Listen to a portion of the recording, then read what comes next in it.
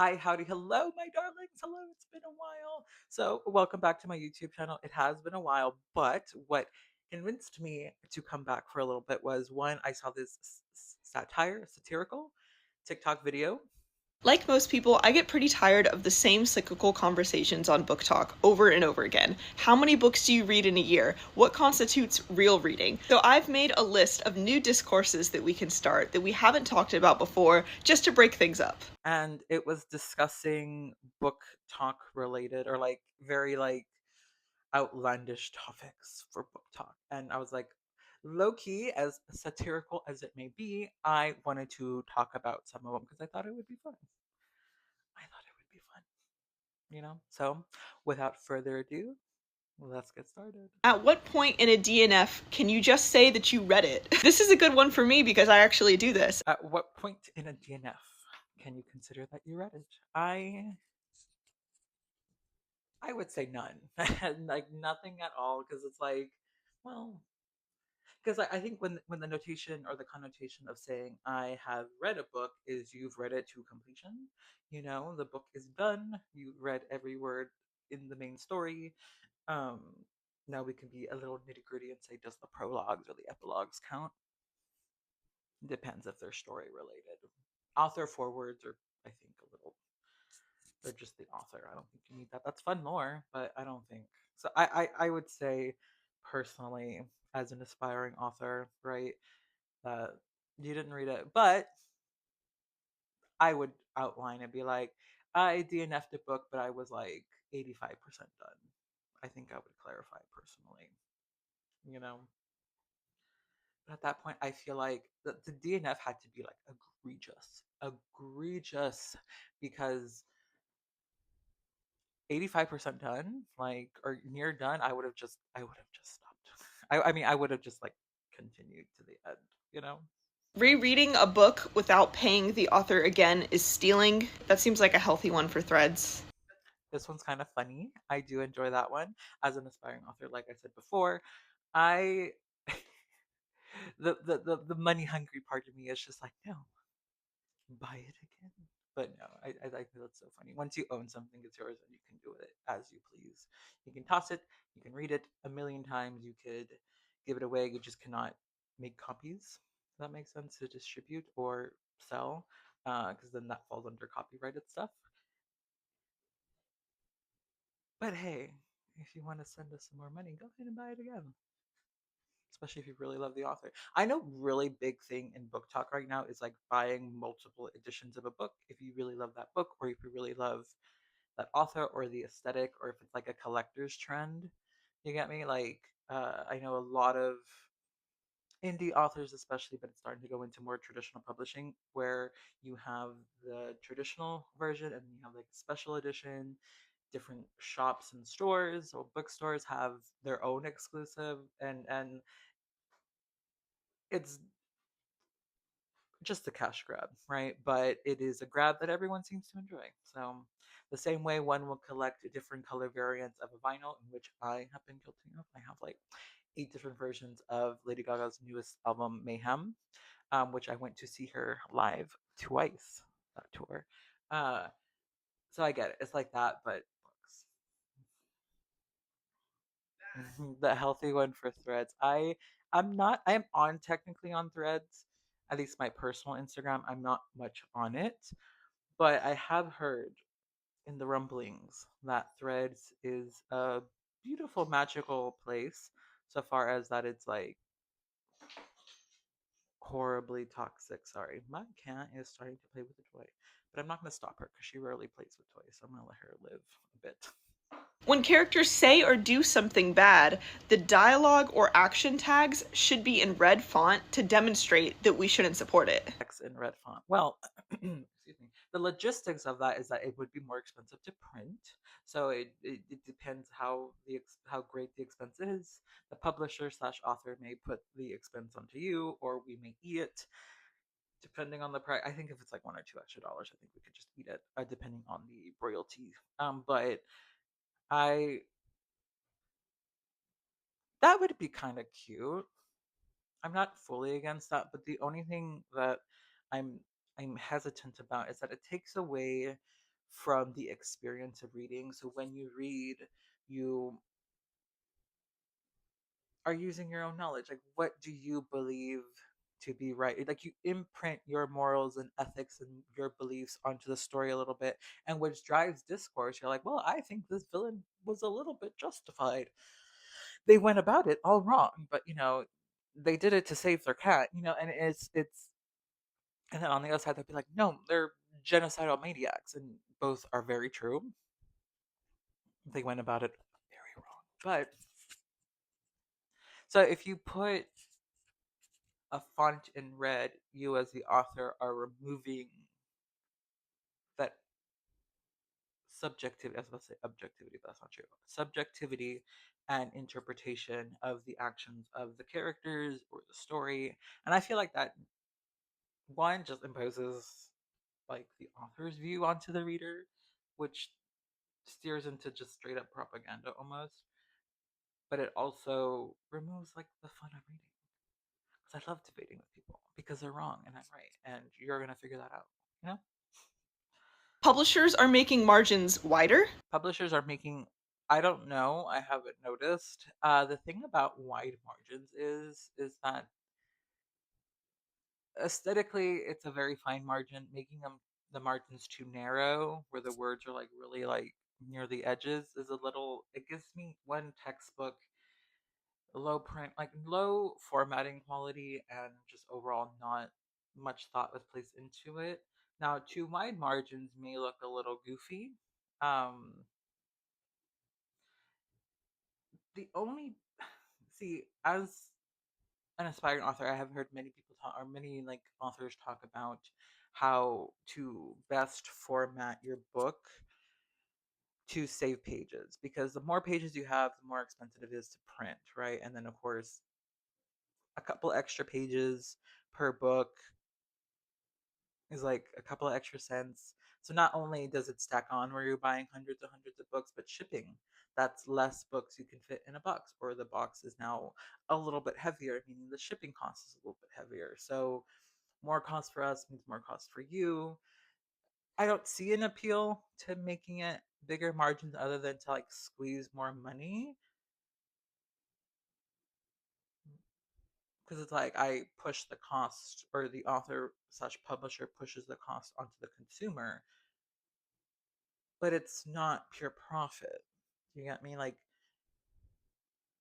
yeah, I had to increase the price a couple of dollars because of these extra pages, but it's also eating a couple of extra dollars. So I may get like one or two, you get me? Like, it's not, I don't see it. I don't think they are.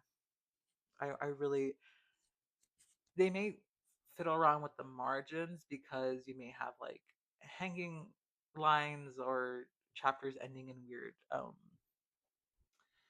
do they call orphaned lines or like hanging lines, or I don't know the proper terms because I'm not quite into the formatting part yet. But you know it's to save space, and you kind of have to like reduce like the line spacing or increase the line spacing, margins. You can do font size. There are general rules like 1.5 to double spacing is tends to be the good area. I personally, I think I like 1.5. I think two, one looks a little too collegiate academic, and two looks a little too spaced, if that makes sense. Margins are just the normal margins. Font size, I think 11 tends to be the sweet spot. I see no functional difference between 11 and 12 other than like size of like the actual document, because you can shave off like one or two pages if you go from 12 to 11. So but I see no functional difference. I think it depends on like the finished product and your font. Something about deckled edges. I don't know if it's arguing they need to come back. I don't know if it's arguing that they're bad in some way. Deckled edges. Which ones are deckled edges? I should have done research. I knew this video. I vetted this video and I didn't even research. Are deckled edges? I'm thinking are like the etched ones where they're kind of like wavy or like almost like papery. That is subjective. I know what's really big right now are painted edges, right? I forgot the technical term. Sprayed edges. There you go. That's the term. Where they like have a design on the edge, and they're really really pretty. And you'll see those a lot on like limited edition or special edition or store exclusive ones. Um, I would love to do sprayed edges in the future on special editions, but we would need to see. They are, of course, more expensive. They're, I think you can do them on paperback, but it depends on the printer. But they are really pretty. They are really stunning. There is a book somewhere here, right here, actually. That's my boyfriend's. It has that highlighter yellow. Really weird, but I dig it because it's like, hi, hello, you can see me. I have several books that have different type of sprayed edges. So as far as deckled edges, I think that's a personal preference. I love me a deckled edge. I love me a sprayed edge. I love me also. I have a version of the book. They both die at the end. It's a gay romance book. Is it right here? Yeah, I think it might be this one. No, Aristotle and Dante is right next to it. Has like the cover or like the first page is like shorter and like not as wide as the rest, so it kind of looks like it's almost like an extra flap. I love me those two. I know people very much do not like them, and it's all personal preference. I like them. It makes a book fun and different, and I like fun and different. You know. The number of sex scenes needed for a book to be considered spicy is three a good minimum. If a book has three sex scenes in it, I do think, in the context of everything I've read, that is a sexier book than most others I've read. But you see how this is something we could get really cyclical about? That would be fun. Was that closet door open this entire time? I think one of them may have opened it, but it's besides the point. But my younger cat daughter is playing with a toy, and you play a lot. So I'll stop you in a bit. Oh, she stopped because I'm addressing her. um Sorry, going back to the conversation at hand, it was a minimum number of like sex scenes to make a book spicy or to be considered spicy. Now, I am not an arbiter of spice or spice levels at all. I do not read spicy books. I do not plan on making any spicy books. There will probably be an alluded spicy scene in my intended debut novel, The Shadow of Unity, but it's as far as minimum, I cannot say. I would think three is a good starting point. Now, to my knowledge, there is different levels of spices, and they're often shown by like different numbers of spice peppers. I think it's so cute. But I think I heard once like isn't one spicy pepper like one like level one like kissing or something like it's like the bare minimum. There's like some contact, and then like too spicy is like alluded off screen or off page spicy time. It's kind of like they spent the night together and then you see them the next morning, but you don't quite know what happens, but it's like heavily alluded to. I think that might be like level two or something, and I think three is like like see it on the page and like, but there's just like one. You get me? Like there's different. I don't know. I don't know. I don't read spicy. I'm not a spicy author. I do not follow spicy authors, and just no. It's not meant to be a dig or anything towards them. I just haven't gotten around to that part yet. It's just not what interests me at the moment. But I know that's a huge thing because I see it a lot. Accusations of AI generating the backgrounds of videos, like someone just saying like, "Oh, you've got a green screen behind you" or something like that, and then a bunch of people going back and like having to touch their bookshelves to demonstrate that they're real. AI generated or like green screen back. Mine's very real. I can assure you. Good point. Sorry if that was loud. I do want to reiterate because branding. I am a 100% AI free author. I do not use any type of generative AI towards the creations of my novels or my works or anything involved. I do a lot of like contract work where I outsource some things. Like I just got, well, I don't want to say I just got because this is like maybe a couple of weeks ago, like my book cover done and some promotional materials. The artist did not use any AI to my knowledge, but I cannot be 100% sure. They were aware of my stance towards AI when I approached them, as is everyone, including like my editors and stuff. But the only thing I can guarantee is like on my end and what I produce and what I work with, like it is 100% generative AI free. So, so as my background, should I do like the whole like wrap around pumpkin? Actually, one of my boyfriend's friends made this. We did break, or it was broken, but it's like this. He's like a ceramic artist, ceramicist, and this is an indies author book. I've been wanting to read it. Why is it there? I don't know, but it is. I have more books than we have, but this is our only bookshelf, by the way. As you can see, it is jam packed, super messy. I've been wanting to clean it, and we have like a stack of like 20 books on the floor because I keep buying books, and there are like a million more well on the way. You know. And the last one that I have here is listening to music while reading can influence your understanding and perception and emotional reaction to a book. So if you do that, we can't really trust your final review because it is impacted by this outside source. I'm excited for some of these to start spreading around entirely unironically. I think that'll be really fun. And I think it'll be good for the community. Give us a little something new to talk about. Personally, I think we've covered everything that we can about how fast people read and should read. So let me know your suggestions for new discourses that we can have. I, funny enough, I think she's meaning for this to be kind of like funny, haha. But no, she is sort of on the right track. That music and what you listen to while reading a scene can very well influence how you feel and how you interpret it, right? Because yeah, and one, and as far as trusting your review, I don't know. I can't say definitively. I'm no arbiter or rule maker. I would say maybe if they disclose that, you can take the review with a grain of salt, or maybe you can copy them if you want a similar experience.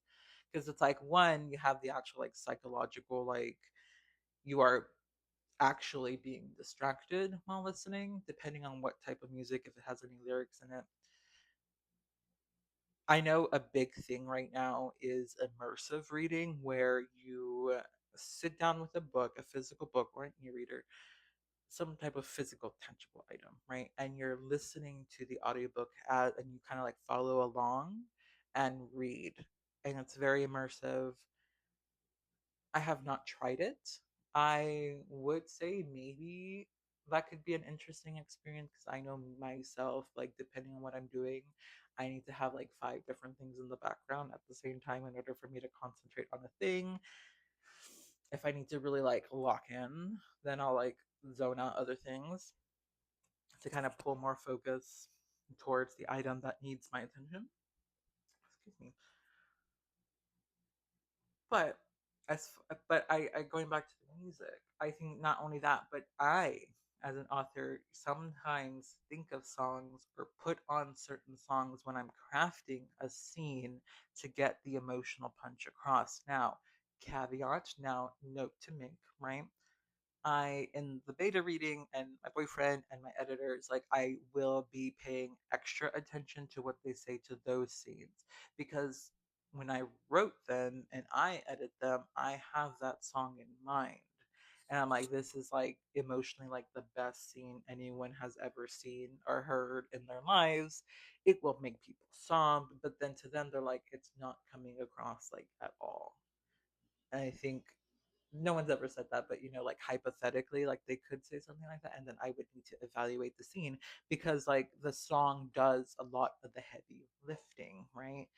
And so what I thought was an emotionally powerful scene to them is actually kind of short and stunted and not going all the way enough to elicit the response that I wanted, right? So she's onto something. Ironically, I don't think she's intended to be, but um because how the author, because you can sometimes tell when the author is like tired or doesn't know quite where they're going or really excited about a scene or really emotional about a scene in their writing, and it comes off to you as a reader, right? So I think the same can be said vice versa. So yeah, I think she's onto something there. Mhm. I do want to. I thought this. Sorry. I thought this video was fun. I do also want to preface, not preface, that was the wrong word to use. I do want to disclaimer, like have a disclaimer that I am an aspiring author. This my perspective are of me personally and as a baby aspiring author because I'm still drafting the book and I'm don't edit like I don't begin like a proper developmental edit phase until like January of 2027. So I still have much to learn and my views change every other day sometimes. So take what my discourse with a grain of salt. Maybe it can fuel some opinions. Maybe you can clap back or put your 2 cents in. I would be so happy to hear it. That being said, I am not officially part of Book Talk. I do not regularly take part in Book Talk discussions, at least publicly, because I am not part of that community. I tried. If you go to my Instagram, I did do like a book talk or bookstagram esque type book review on one of the books that I really, really love called Scythe by Neil Shusterman. Because I thought about entering the book talk space a little bit to like, I don't want to say gain traction, but it's kind of what it was, but also like just to have some and build some type of community exposure. The issue was that I heard someone mention once in another video, this was, I forgot who that was, and I really wish I remembered to give them credit, but um, they had mentioned like authors or aspiring authors should not really be part of the book talk community in that regard as far as like evaluating and reviewing books for the masses because those are your colleagues. You are reviewing your colleagues. Not only are they could they are biased because you're trying to court favor from one or distance yourself from another, but it's also like as a colleague, like kind of scummy, and you kind of will build a bad reputation off of that. So I immediately that was like the only post, because and then I was like, also I don't read anywhere near fast enough, so I couldn't really do it even if I wanted to. So, anyways, so thank you all so very much for joining me on this. Who maybe I'll put I will. I have my iPad here. I will put this wonderful girl's information in the down below. She is Greek choir on TikTok. Maybe I'll put like a screenshot of her page also. But oh, she does sci-fi. I'm looking at her bio right now. How cool. Maybe I'll reach out to her at some point. But I love her so very much. I do not follow her. That's interesting. I'll probably do that right after this video. So props to Miss Greek Choir. Thank you so much for the conversation fodder, as satirical as it may or may not have been. And thank you all so much for joining me.